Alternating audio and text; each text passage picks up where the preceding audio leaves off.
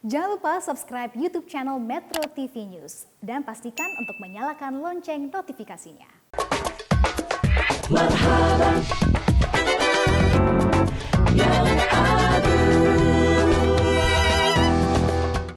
Dipersembahkan oleh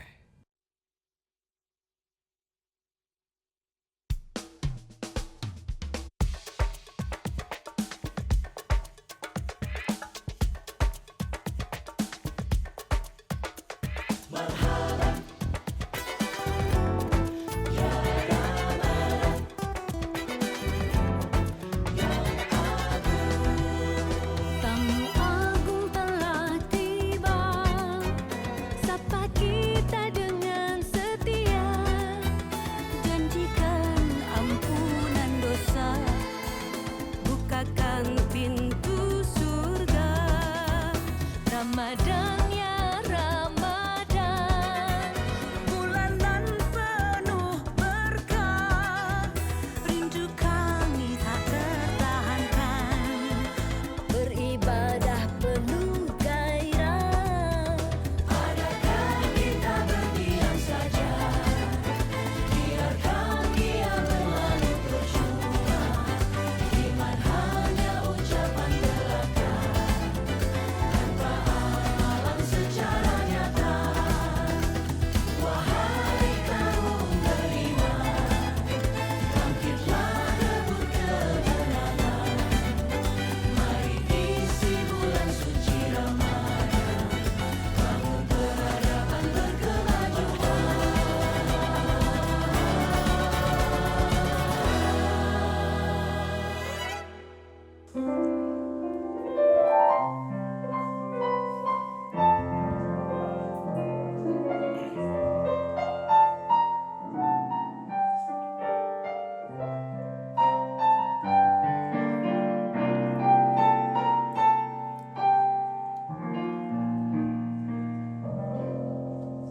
Assalamualaikum warahmatullahi wabarakatuh. Waalaikumsalam warahmatullahi wabarakatuh. Selamat menunaikan ibadah puasa dan jelang buka puasa hari ini kita akan bincang-bincang tentang kriteria dari masyarakat atau bangsa maju. Indonesia maju itu salah satu cirinya yang kita usulkan adalah mendayagunakan akal. Pendayagunaan akal atau dalam bahasa lain harus rasional. Jadi bangsa yang maju itu adalah bangsa yang rasional gitu. Nah, berbicara akal, pemikiran, isi hati kita gitu ya. Ini menarik menurut saya pribadi, nyambung nih ke anak-anak atau ke adik-adik kita zaman sekarang.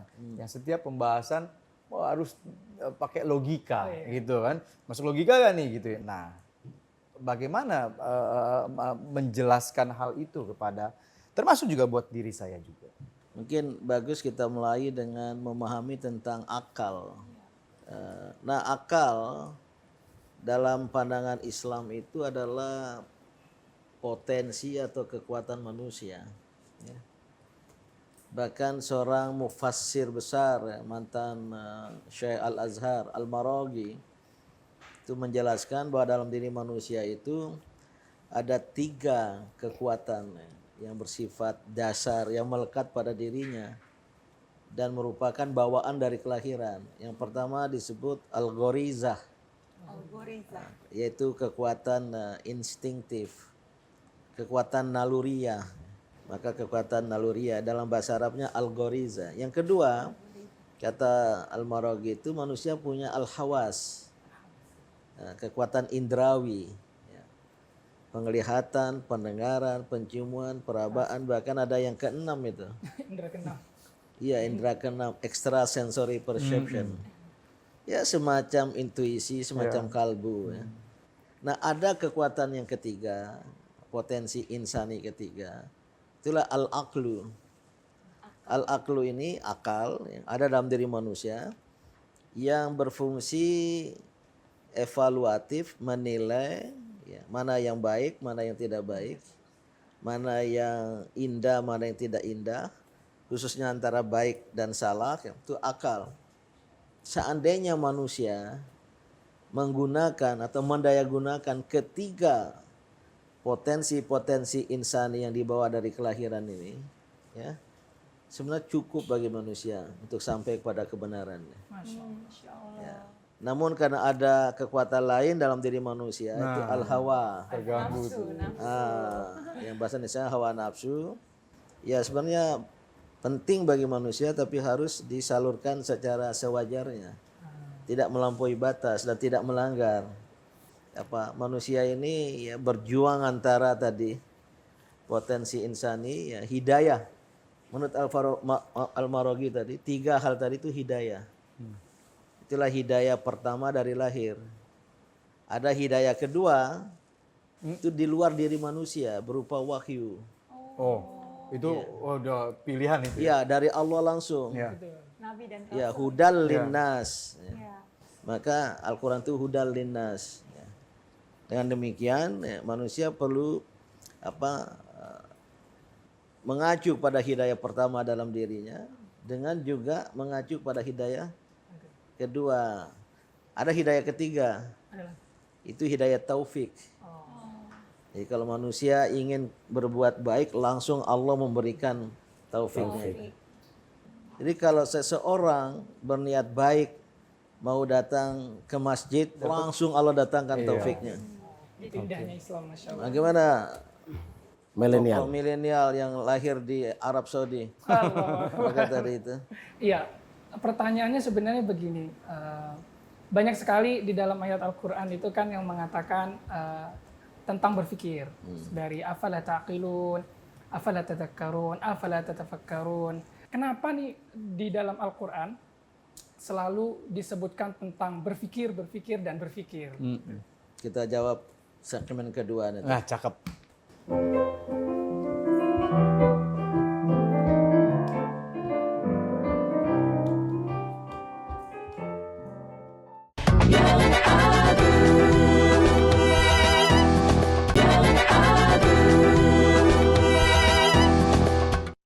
Dipersembahkan oleh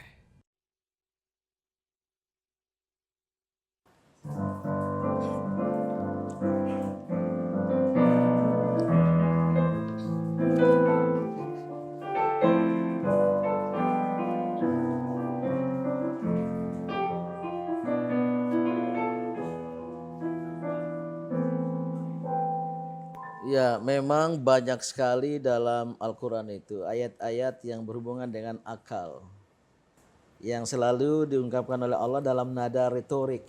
Ya. Kalau tidak salah ada yang pernah menghitung 44 kali itu. Afala ta'qilun, kenapa kamu tidak berakal, tidak menggunakan akal? Afala tatafakkarun, kenapa kamu tidak mikir?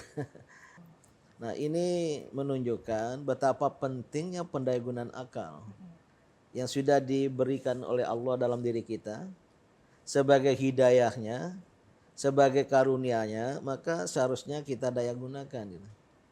Namun Allah tahu umat manusia kadangkala abai, kadangkala tidak mendayagunakan akal, maka disindir, afala ta'qilun.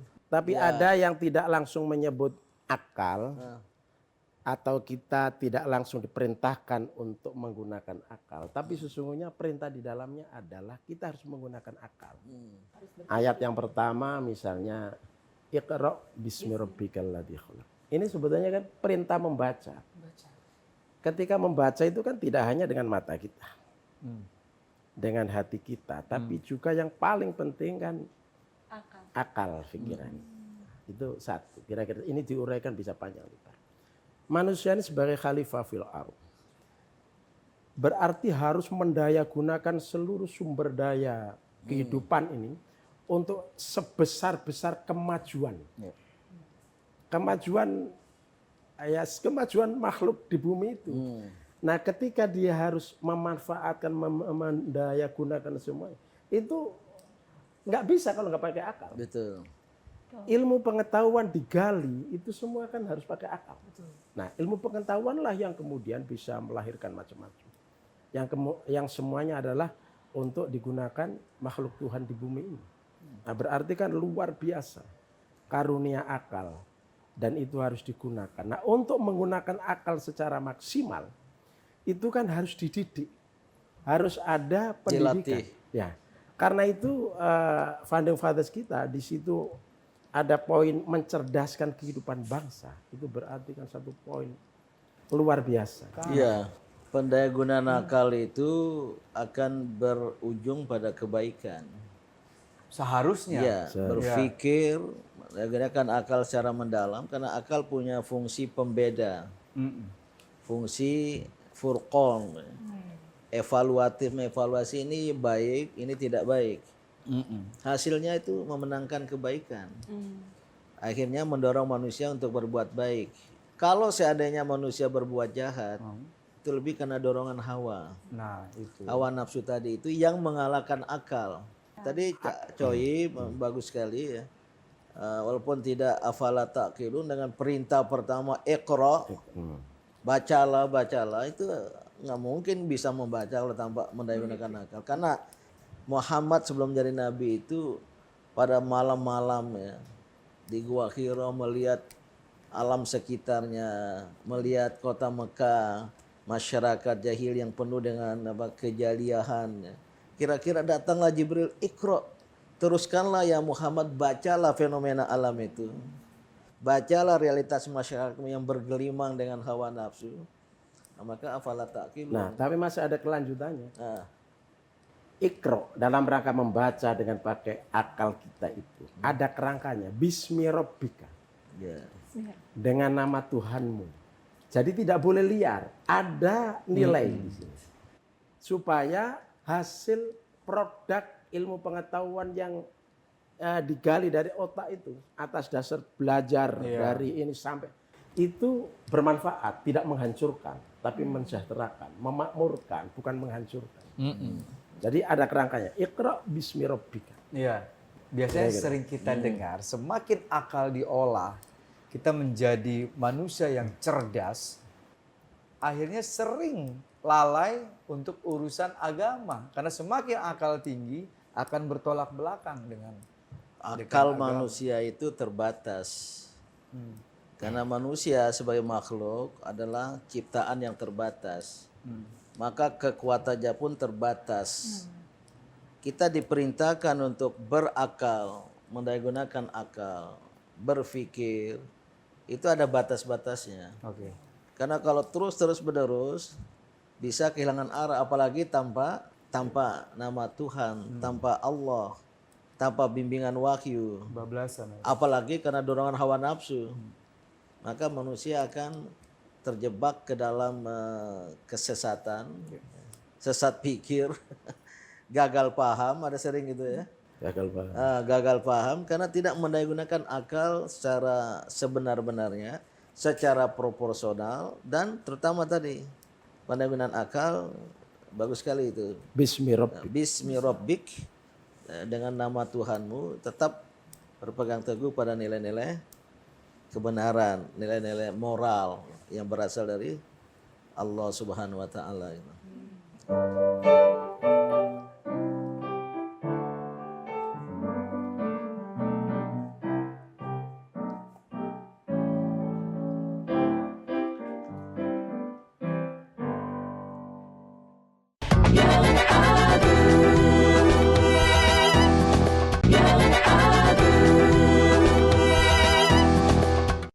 Dipersembahkan oleh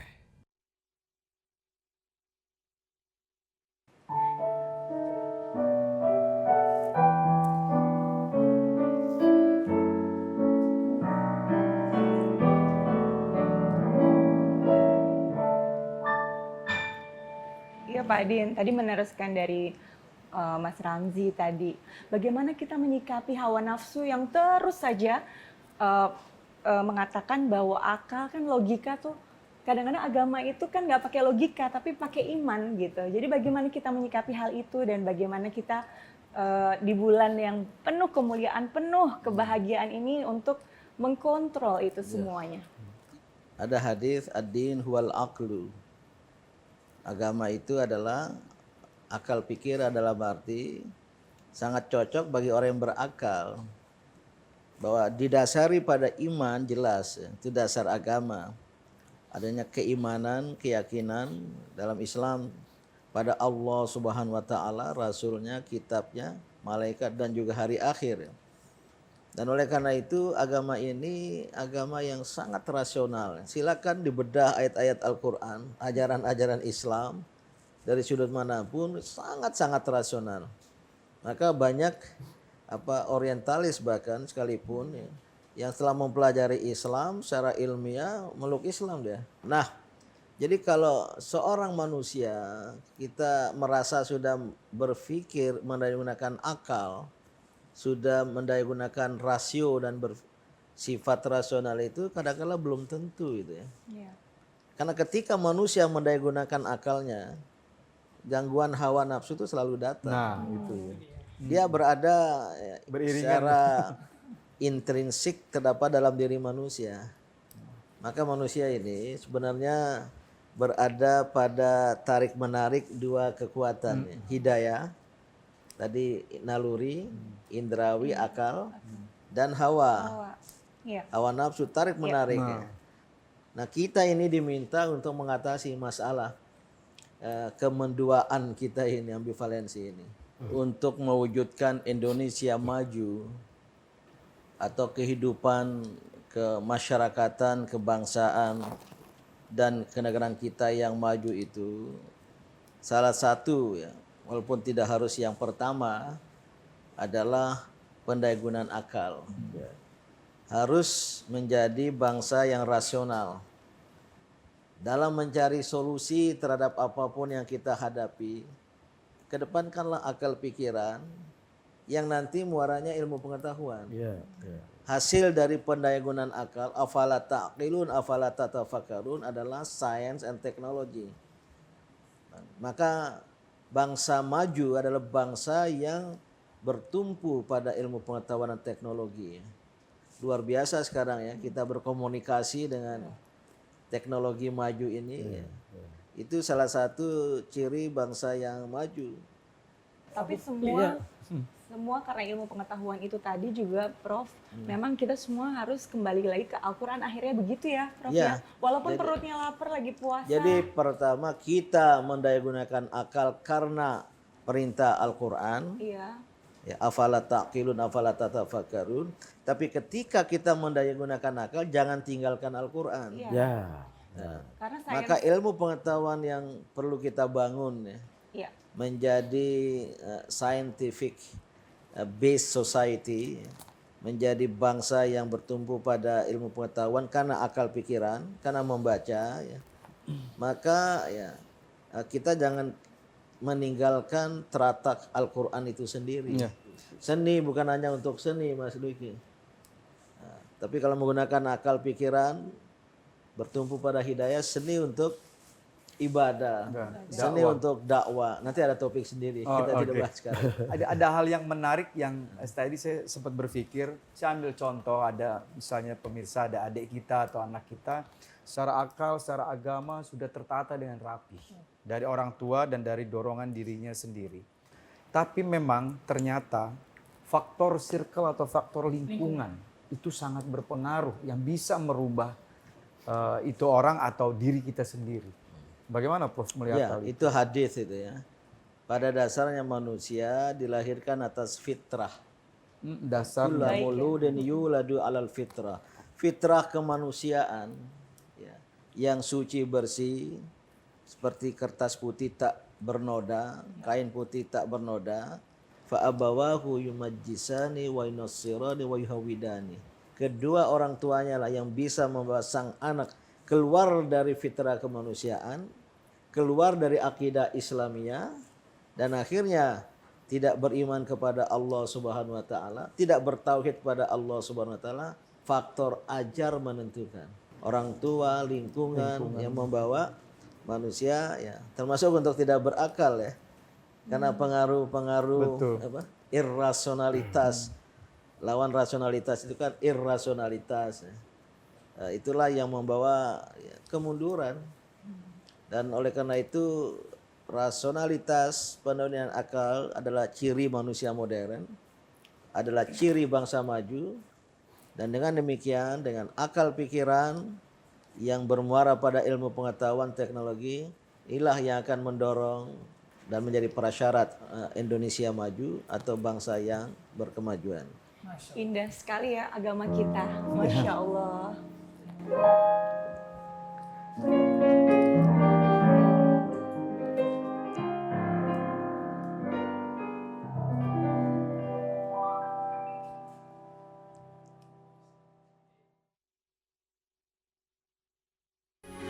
Metro TV.